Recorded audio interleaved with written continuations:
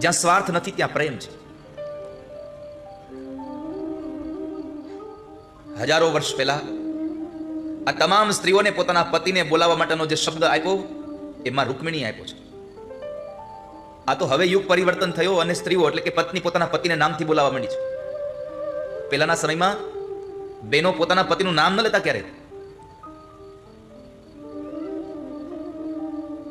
કોઈ જગ્યાએ કશું નામ લખાવવાની યાદી કરાવવાની ફરજ પડી હોય સ્ત્રીને અને પોતાના પતિ કે પોતાનું બાળક હારે ન હોય છતાં પણ એ સ્ત્રી કેટલી મર્યાદામાં હતી કે પોતાની બાજુમાં ઉભેલો ગામનો કોઈ યુવાન પુરુષ હોય તેને કહે, છોકરા તારા બાપાનું નામ લખાયું તો અહીંયા. સ્ત્રીઓ પોતાના પતિનું નામ નહોતી લેતી. અત્યારે નામ લઈ એનો વાંધો નથી, પણ અમુક તો એવા નામથી બોલાવે આપણને થાય કે હવે બહુ કરીશો. એમાં જ્યારથી આ દકો ને દકી ને બકો ને બકી આવ્યું છે, અમુક તો પોતાના ઘરવાળાને બબલું કઈને બોલાવે.